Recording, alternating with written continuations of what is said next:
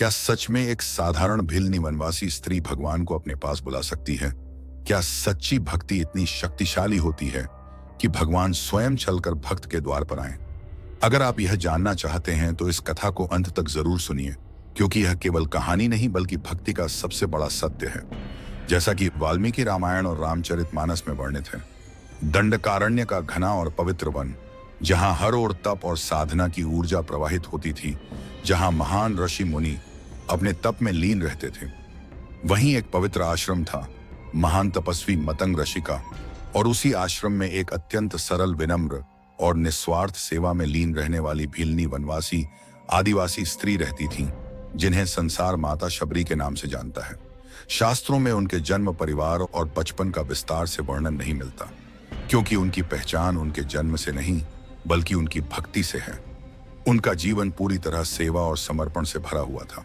वे प्रतिदिन प्रातः काल उठती, आश्रम की सफाई करती, जल लाती, कंदमूल और फल एकत्र करती और हर कार्य को इतनी श्रद्धा और प्रेम से करती जैसे वह स्वयं भगवान की सेवा कर रही हों। उनके लिए उनके गुरु ही भगवान थे और गुरु सेवा ही उनका परम धर्म था। समय धीरे धीरे बीतता गया और उनकी भक्ति को देखकर मतंग ऋषि अत्यंत प्रसन्न हुए, और जब उन्हें अपने जीवन के अंतिम समय का आभास हुआ, तब उन्होंने शबरी को अपने पास बुलाकर कहा, हे शबरी, तुम्हारी भक्ति निष्कलंक है। तुम यहीं रहकर प्रभु की प्रतीक्षा करना, क्योंकि एक दिन स्वयं भगवान राम इस आश्रम में आएंगे और तुम्हें दर्शन देंगे। यह वचन सुनते ही शबरी के जीवन का एकमात्र लक्ष्य बन गया। प्रभु के दर्शन कुछ समय बाद मतंग ऋषि ने देह त्याग दिया और शबरी आश्रम में अकेली रह गई। लेकिन उनका विश्वास अडिग था। अब उनका हर दिन केवल एक ही प्रतीक्षा में बीतने लगा। वे प्रतिदिन आश्रम को सजाती, मार्ग को साफ करती, कांटे हटाती और मन ही मन बार बार यही कहती कि आज प्रभु आएंगे। समय बीतता गया। दिन महीनों में बदले, महीने वर्षों में बदले। वर्षों ने उनकी उम्र को बढ़ा दिया। उनका शरीर वृद्ध और कमजोर हो गया, लेकिन उनका विश्वास कभी नहीं टूटा।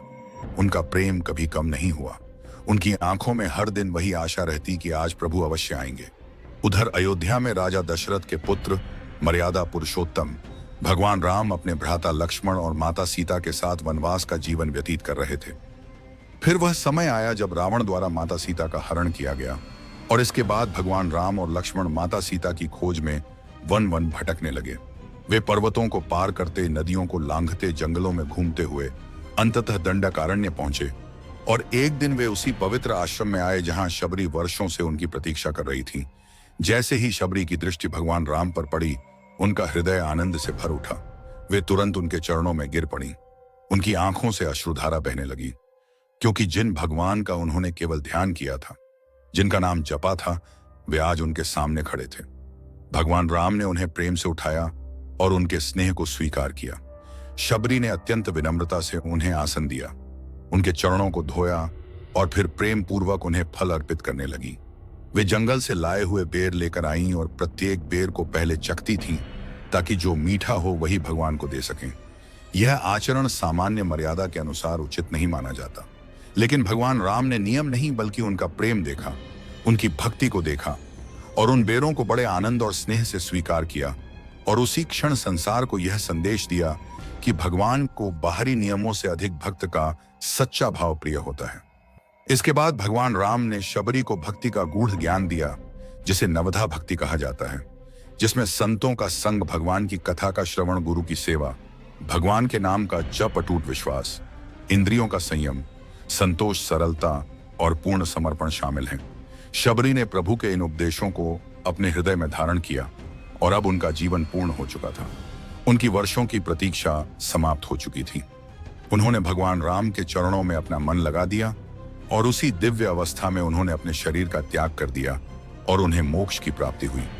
इस प्रकार साधारण भिलनी वनवासी आदिवासी स्त्री ने अपनी सच्ची भक्ति, निस्वार्थ सेवा और अटूट विश्वास के बल पर भगवान को प्राप्त कर लिया और संसार को यह अमर संदेश दिया कि भगवान तक पहुंचने के लिए न कोई बड़ा जन्म चाहिए, न कोई ज्ञान चाहिए, न कोई धन चाहिए, बल्कि केवल सच्चा प्रेम और समर्पण ही सबसे बड़ा मार्ग है।